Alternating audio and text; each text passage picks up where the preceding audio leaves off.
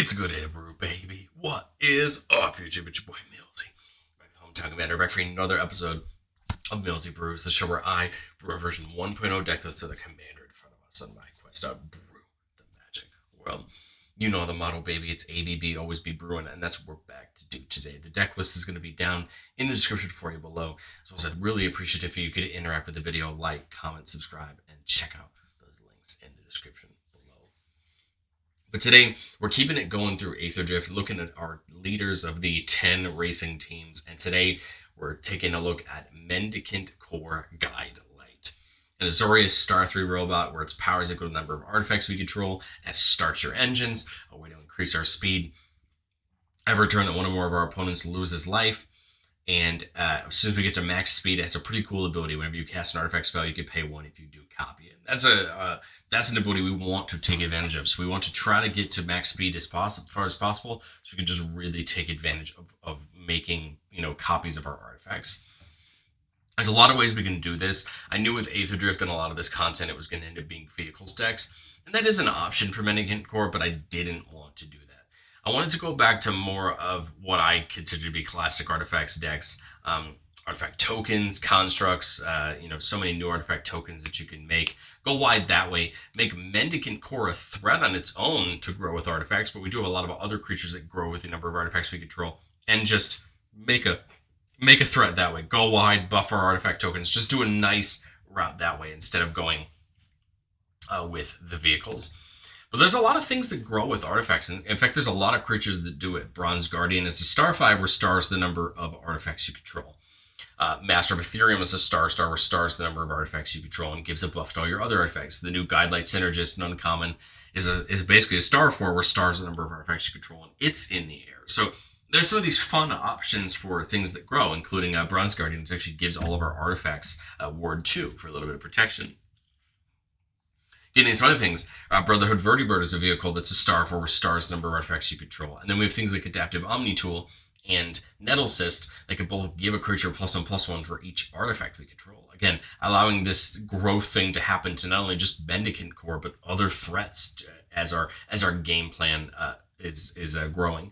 Omni Tool actually does give us also the option to look at the top 6 on the equipped creature's attacks and put an artifact among them into our hand, to help get some more key pieces. But I think where the deck really is going to go from just go wide to make Mendicant Core big to go wide to become a threat is with tokens. Specifically things like constructs made here on Dig Site Engineer. You can pay 2 whenever you cast an artifact spell, and if you do, you make a construct that gets +1/+1 for each artifact you control. And things like Illustrious Wanderglyph. They're going to make 1/1 gnome tokens at everybody's turn, and then we'll give a buff to all of your artifact creatures. This is really important because those 1/1s can turn into 3/3s or even 4/4s or 5/5s as we play other things. They're going to grow our creatures, and then they become real threats, right? Alongside the other creatures that we have. We also have things like Ultech Matterweaver. So whenever we cast a creature, we can either make a gnome or make a token that's a copy of another token you control. This is really important specifically for those constructs because those constructs can get out of hand for the number of artifacts we control, making our board a real threat to our opponent. Sai makes a Thopter every time we cast an artifact, which is fun. Stridehanger Automaton's another new card that fits so great in this list. If we would make 1 or more artifact tokens, we make that many +1 Thopter, and it buffs all Thopters. There are a lot of things that we can make them make Thopters, right? Like Sai beside it. Threefold Thunderhulk is another one that gets to make gnome tokens. Comes in with 3 counters on it. Whenever it enters or attacks, you make gnomes equal to its power, and it can sack some other artifacts to put a counter on itself. But again, just another way to make tokens go wide, right, and become threats that way. Of course, it's very hard to think about playing any artifact deck in blue and not honestly considering Urza. And I'll be honest, Urza's the only reason this deck is a 3 and not a 2 on the bracket scale. But it comes in and makes a construct, and then all your artifacts can tap for blue mana, and Urza's normal pay 5 and try to cheat something in ability. But hey, he fits in really well and makes another construct to use against our opponents. Whirler Rogue comes in and makes 2 Thopters, and then you can tap 2 untap artifacts to make a creature unblockable. A great way to make Mendicant Core. And the star's a huge threat or star-powered creatures a huge threat to your opponents and things they have to worry about. The nice part of Whirler Rogue is we can do that multiple times. So we have a bunch of Thopters and Gnomes lying around. tap them to make them unblockable, and just get in there for damage. I love that I finally get to use March of Progress in a deck. Going to be really good here where we care about the number of artifacts we have. March of Progress says for each artifact creature you control, you make a copy of it. So for just 3 mana, we get to copy 1. For 7 mana, we get to copy all of them. That's a really nice ability depending on how many of them you have out. Basically just doubling your number. Yes, some of your legendaries will have to, sack the legendary role, but the truth is you're just going to increase your number exponentially that one turn. Synthesizers really go up in cost due to its standard play, but it is a great card, and a great card here since most of the artifacts in our deck are 3 mana or above.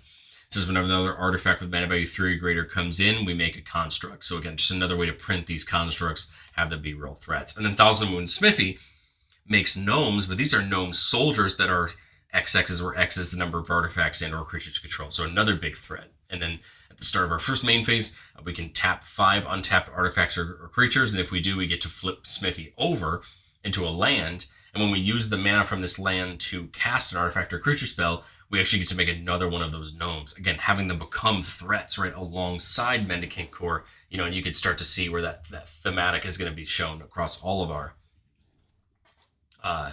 things in our deck. Worldwalker Helm, and whenever we would make one of our artifact tokens, we make that many +1 map tokens, where we can sack that map to have a creature explore. And to explore, you're going to look at the top card of your library. If it's a land, you could reveal it, put it to your hand. If it's a non-land card, you get to put a counter on... you reveal it either way. You put in a counter on your creature, and you can have a choice. You can put it back on top, or you could put it in your graveyard. So you have an option to either keep it on top or bin it. But then the Helm does also have pay 2 mana, copy a artifact token, which again is great for those constructs. Dawnmaker's Shop is a card that I think fits really good here, especially since it cares about us attacking, and I think we want to be in a deck that's attacking. Whenever one or more non-toy creatures attack a player, we make a 1/1 toy artifact creature token, so up to 3 of them per turn, which can really help. And then once we get to 6 mana, we can turn on Porcelain Gallery, having all of our creatures become XXs, where X is the number of creatures we control. It can just really get out of hand. Yes, it might detriment things like Mendicant Core that will go down slightly, especially if we have mana rocks out. But the point is, I think it's worth it to knock our high-end creatures down if it means we knock 10 or 12 gnomes up to that number, right? And you could start to see, I think, the real difference in a board state.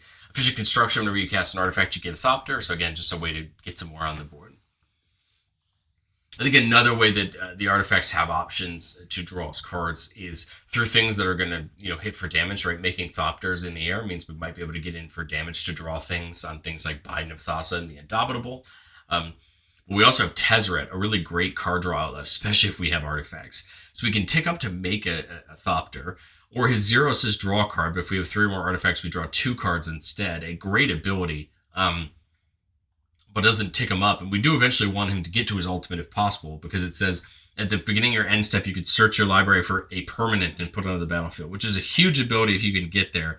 So the kind of choice with Tezzeret is do we tick him up for the Thopters and get him up to 9, or do we take advantage of Tezzeret as just a great draw outlet, potentially drawing us 2 cards every turn. But again, the hope here is with our Thopters and all that, they can hit drawing us cards off these card draw artifacts.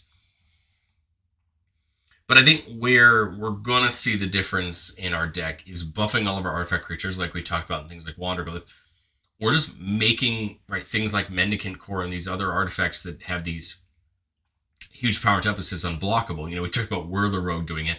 K9 Mark 1 is an artifact creature that can tap to make a legendary creature unblockable. Well, it's perfect for Mendicant Core because it can be a commander damage threat for us. Urza Prince of Kug is going to buff all of our artifact creatures, and then for 6, we can make a copy of an artifact, except it's a 1/1 addition to its other types.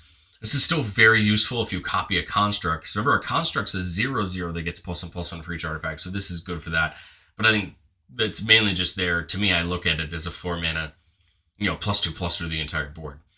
Something I thought about very early on in deck building was giving Mendicant Core and some of these things lifelink. Like you could put a Basilisk Collar on Mendicant Core and just start gaining a ton of life every time you attack, right, for the number of artifacts you control, kind of putting yourself ahead, and meaning you can be kind of aggressive, right, and still be okay because you're gaining the life back for it.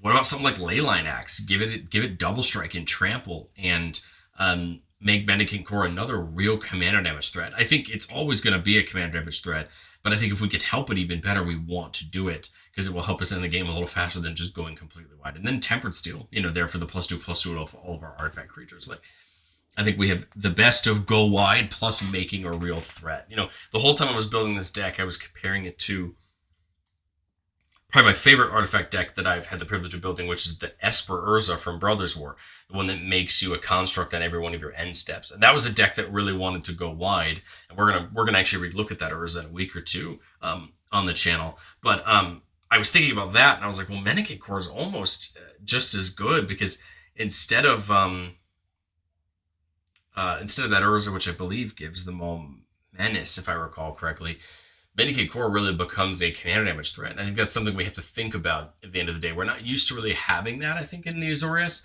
But the interesting thing is we have to really think about that and use Mendicant Core in that way, right? To leverage people maybe wanting to remove it over some of our other things that can still be huge threats. But I've said it before on the show, and I'll say it again. No deck's ever complete. This is my version 1.0 shot at Mendicant Core. And I think as we go into testing, there's a lot of things we can learn. I think the first is, do we need to commit more to making Mendicant Core unblockable? Do we need more things like Wing Boots there to give it flying, or Brotherhood Regalia to give it an unblockable, or Whisper Silk Cloak? You know what I mean? There's more options. I didn't go a ton into it because I was still trying to do this go wide game plan. But I think there's definitely a world where you play more into that and you start to make Mendicant Core a true commander damage threat to your opponents. It's going to come with some more removal if you choose to do it that way. So you'll want to make sure you're playing things like the Greaves and the Boots to protect it. But I think it's a very viable threat. The others, do we just need to make more tokens? I'm not playing Smothering Tithe because I actually honestly don't recall if it's on the Game Changer list or not. And if it's not, it should be. But there are things like that are higher power cards that we could play to make more artifact tokens. Sharding Sphinx is an option. Whenever an artifact creature we control hits a player, we get to make a Thopter. Just more ways to make them. I think there's a lot of other ways to look into making artifact, creature tokens, but I think we've hit most of them that are necessary. I think if it's me, I'm looking, does my proof of concept work to go wide? And if it does, do I need to add in more ways to make Mendicant Core unblockable? Let's get into our playtest. Remember, the goal on this channel is not to playtest to find Magical Christmas Land. It's not to determine what the most OP plays our deck can do every time. It's to get into a game scenario where we can test the first few turns. How do we set up our board? How do we get our process going? And how do we work towards understanding our deck better? So here in our first one, we're keeping a 3-lander with a Talisman of Progress, Nettlecyst, Digside Engineer, and the Mightstone and Weakstone. We didn't see 3-mana Urza in the PowerPoint, but we are playing 3-mana Urza and the Mightstone and Weakstone, which can meld together. If we get there in a playtest, we'll show it. Otherwise, just know those are cards that if you have two of them at the same time, you can meld them into a huge Urza Planeswalker that is pretty darn good for us. So turn 1, we draw the Machine God's Effigy. This is an interesting artifact. So it can come in as a copy of any creature on the battlefield, except it's an artifact and can tap for a blue mana. It's a very interesting ability, and one that maybe we can use to our advantage. So here on turn 2, we have our choices. We can get Mendicant Core going, right? We could start our engines, get it going, or we can set up. I think we kind of always want to make sure that we're getting, we're always getting our stuff going. This one doesn't have start engines too, so we're just going to use this Affinity token. I think we always want to start our engines and get it going because we need that process to start, right, for the purpose of both things. So here, I can play the Talisman, but I have nothing to follow it up with. I can play the Nettlecyst, which will give me a Germ, and I'll up Mendicant Core. Or I could play something like Digside Engineer and get a Construct next turn off of playing my Mana Rocks.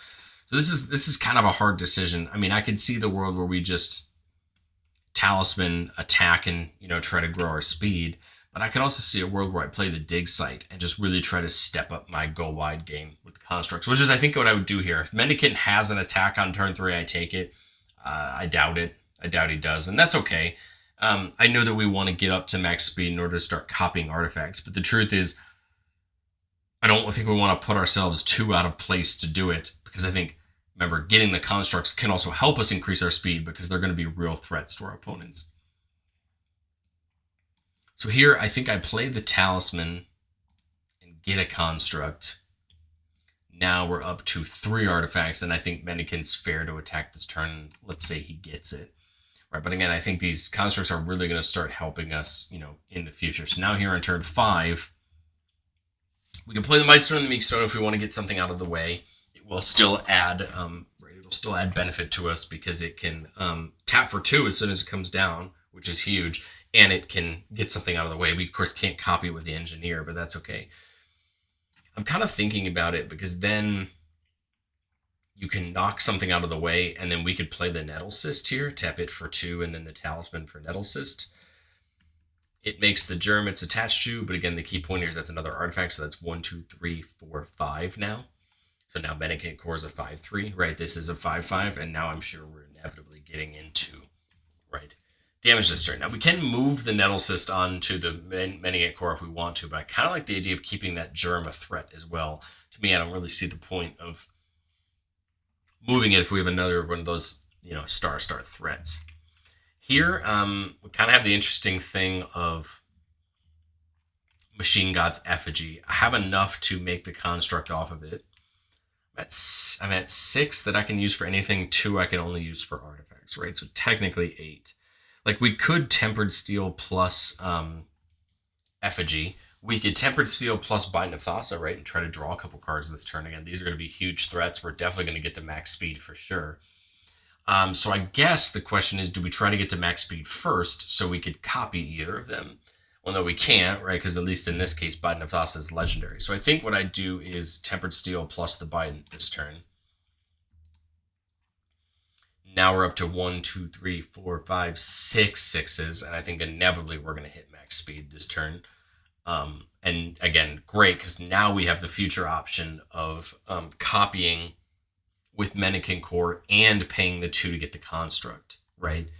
So my thought here is Machine's got Effigy this turn, pay the 2 to get the construct, pay the 1 to copy it. Come in as any creature on the battlefield. So it could come in as our opponents. If we have them, great. Otherwise, is there a world where they just come in as copies of constructs? Right? Then they're just huge. They can tap for mana, and now we just continue to go wide. That's my thought. And now we're in great shape. They're 1, 2, 3, 4, 5, 6, 7, 8, 9. 9 9s plus 2 from the Tempered Steel. They're just huge. Mendicant's huge. And I think we're just in great shape to attack this turn. Keep the threats alive. We would have drawn a couple cards that turn. We would have drawn a couple cards this turn, and then we just keep putting this pressure on. I think we actually could have left mana up there for the Plowshares if we had drawn it. Like, we had the Stroke, but I think we would have mana up for the Plowshares, or we could keep it. Next turn, you see something here like Fabricate to go get our choice of something. And again, I think we're in a great shape here to keep the pressure up. And move towards trying to end the game there. Let's go into playtest number 2. Keeping a 4-lander with Arcane Signet. The Thopterix can give Mendicant Ward 2 to give it low protection, and then there's that Wanderglyph to make some tokens. So here, I don't think there's anything I can do on turn 1, so we'll put the Henge in tapped. Turn 2, there's our 3-mana Urza. Reduces the cost of artifacts, instant, and sorceries by 1, and then you could pay 7 if you control both Urza and that Might Stone. Here, I think we Mendicant Core, get the party started. Because then my thought is next turn, on turn 3, my thought was going Arcane Signet into the Thopterix. Maybe I can sneak out Mendicant for some damage here, right? Getting some damage in. Come back to our turn. Now with 5 mana, I really like the Wanderglyph. We're just literally one artifact away from +2/+2.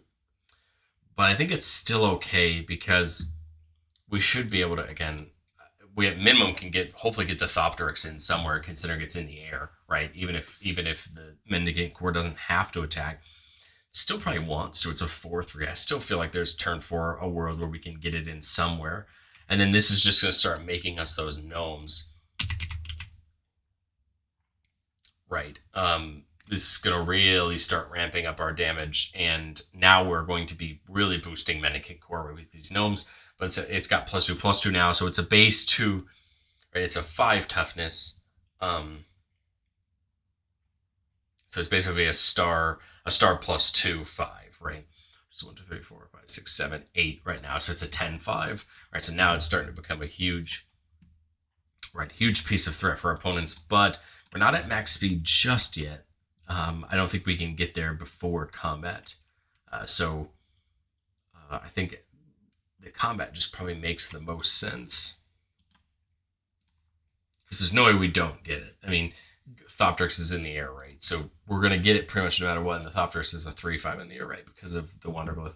The Wanderglyph doesn't get its own +2/+2 buff, but these will. So I'm pretty sure there's a world we can get it. Because my thought is you could play the Talisman, make a copy of it with Mendicant Core.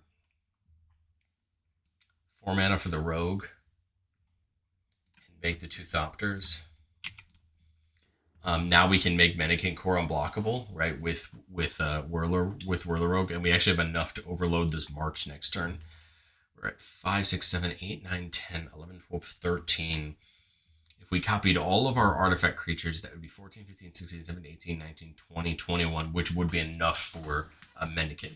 So we could technically on this next turn, provided no one deals with our board, just March of Progress, make a copy of everything, make Mendicant unblockable. Somebody's now gone on commander damage. And then we still have all of these threats, right, to attack with, get in for damage with. And I think, again, another good place where, again, as long as our opponents don't have removal, we're in this place. But again, still a good place to see our game plan kind of careening in that right direction.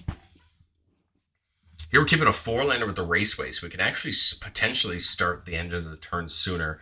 We see the Wanderglyph of the Vertibird and Smithy, so we've got a nice way to make some tokens. We just got to get there. And we see Perilous Snare, so again, another way to start our engines. I think either way doesn't make a sense to start our engines a turn early because, right, either way, we're going to get our engines started and we can't do anything until next turn anyway. So we'll play the thing here and start our engines. Come to the next turn. Does the Raceway matter? If I play the Talisman, I can't play anything else. If I play the Vertibird, that's another artifact, or I could play Perilous Snare if there's something really good to get out of the way. I don't want to play the Perilous Snare, right, unless I really need to, right, because I think it makes more sense to play the Talisman, because then next turn I can play the Wanderglyph or the Smithy, right? And then if I have an attack this turn, I'll take it. Let's just say for the purposes of this that we do. So we'll come back to our turn with 2 on the max speed, 5 mana. I think this is just the Wanderglyph. Well, the Smithy could be fun. We could get there, right, with... well, I think getting there would be easier with the Wanderglyph, but the problem is, right, I can't play both. My thought is obviously I can't copy the Wanderglyph, or I can't copy the Smithy, right, with Mendicant, but I can copy the Wanderglyph, which is what my thought was. So, if the Gnome Soldier, let's say again we get in with Mendicant Core this turn. Now in this turn, I believe there is a world where these two can get in and get me max speed, right, this turn. If we attack the right player. So now we're at 6 mana. And then my thought is play the Glyph and copy it. Now we're making a ton of gnomes each turn. Again, becoming real threats to our opponents. Then on this turn, we're untapping with what? I'm just going to make 1 gnome for the purposes of this. We're untapping with 8 gnomes. 2 that came in on our turn, so they can't attack. But now you've got Mendicant Core at what? 1, 2, 3, 4... 5, 6, 14 this turn. So it's a real threat. We actually could play the Vertibird and copy it with Mendicant Core, right? But I kind of like the idea of, at the start of our main phase, tapping 5 of those gnomes to flip this Smithy over. So now we can get another soldier. And my thought is play the Vertibird, copy it with Mendicant, and get the gnome soldier, right? So we got a second Vertibird, and we got another gnome soldier. So that was 4 total. And then we'd have enough to just voyage just on that alone, right? There's the Lightning Greaves, could protect Mendicant Core But I think this is great. This is plenty for this playtest. If no one has a board wipe, I mean, this game is plenty just over. And we do have the mana up for Dawn's Truce to potentially give them indestructible. So it would have to be either Mass Bounce or a Exile board wipe. I mean, the Dawn's Truce will protect us just from lethal. And then you're untapping with a ton of power on board, plus those Vertibirds, right? So you kind of have two flying threats and Mendicant next turn. 3, 4, 5, 6, 7, 8. It's 16 on board now, but remember that you're going to go up to 16 on our next turn because we're getting 2 a turn, which means this is over 20. This is commander damage. These are both huge, right? And I think we're just in great shape. Now, this is the ideal, right? This is what we want Mendicant to do. The question is, how consistently can we do it would be the question in testing. Well, let me know, what do you think of Mendicant Core? I think this one's a ton of fun. I love the idea of this deck. The Thopters, the Gnomes, the just having fun, trying to make Mendicant a big threat and copying your artifacts once you get to it. I really like this one, and I think it could be a fun commander to try if you're looking for something of this vein. But let me know what you think, and I will see you on the next one.